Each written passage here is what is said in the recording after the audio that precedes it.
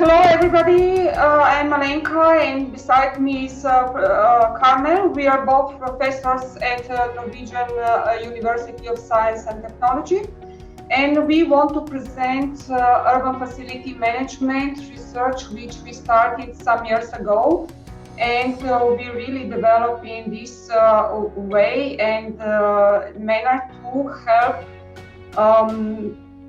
somehow to help to solve the problems.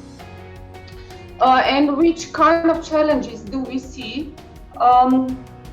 In general, here in Norway, many cities have put many visions, like sustainability visions, to reach SDG goals, for example, 2030, 2050. So we were asking ourselves how should also facility managers start and work with these issues and foster as much as possible.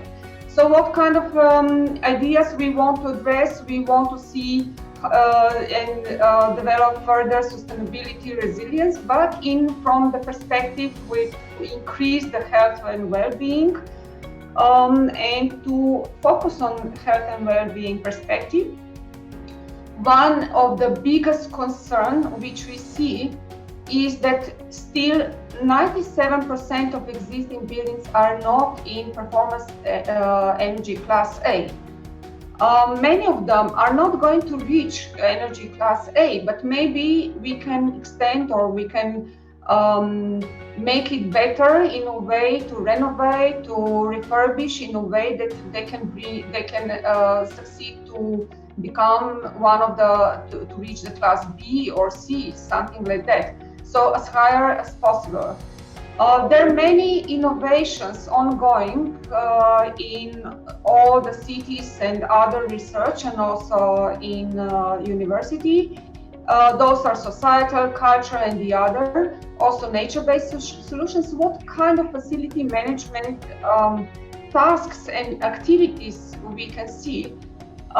What David Martinez expressed today, he said, we are supporting supporting field. So the nature is to make it better. Nature is to understand the needs and the needs of citizens. So we want to activate FM to aim co-creating livable cities with a new focus on urban planning and built environment. And from this perspective, there are many trends ongoing now. And those trends are not only research, those are all kind of development trends.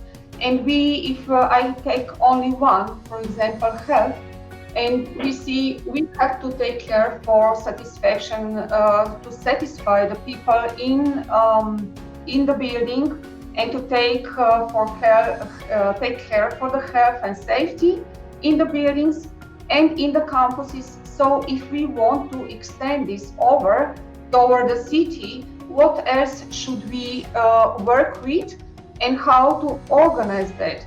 So it can be also organized in a way to organize like network of facility managements, different private facility management who are in the neighborhood, in the area.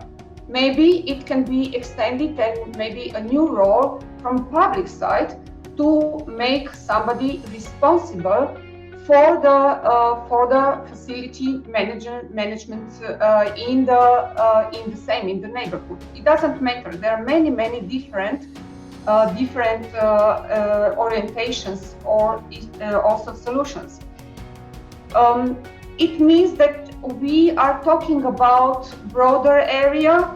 We are talking about multi-stakeholder partnerships. We are taking new responsibilities into account. We have to address various type of users in this area.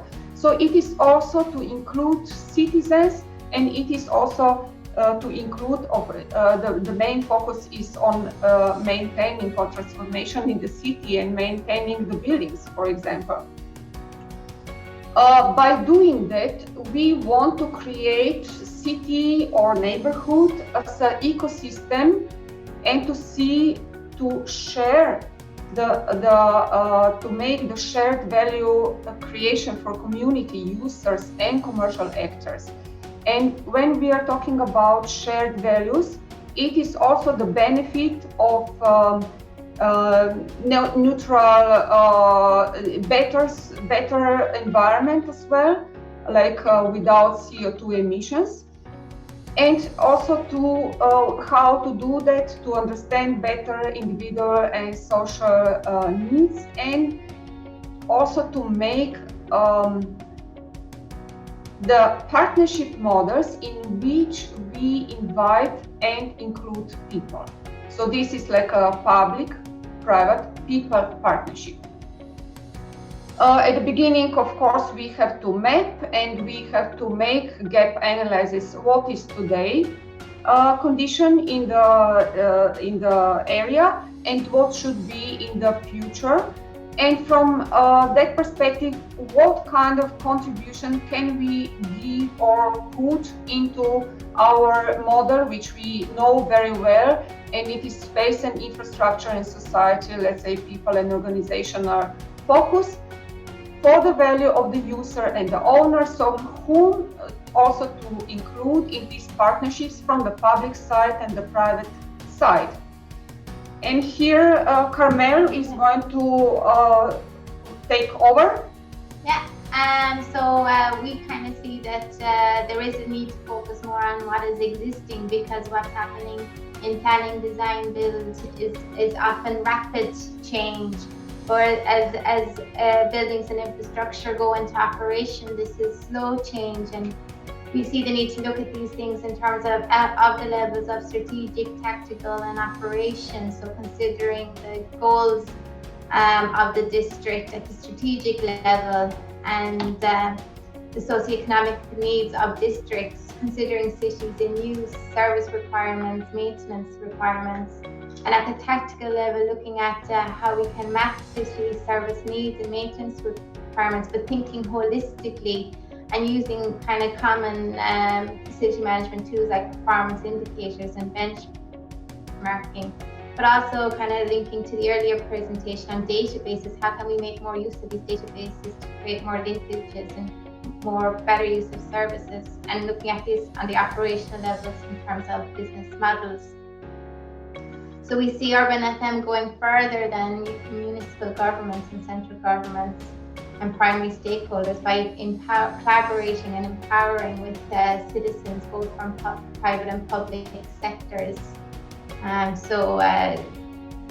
Within this, we've been looking at different governance approaches within FM, smart cities and city planning, and seeing where Urban FM can complement and fill the gaps that are currently not being filled within these areas, through looking at the social values in terms of core needs, looking at multi-sector participation approaches and PPP, but developing this within urban spaces and neighbourhoods. So we're looking at how can we develop Urban FM as both a role and an approach. So these are the different kind of skills that we've been considering within Urban FM. Kind of where will it fit? Is it a mix of private and public role, or should it be more private driven or public driven? So these are current questions that we're asking, but we kind of see it as a very broad role, linking to urban planning and visual methods and communication methods.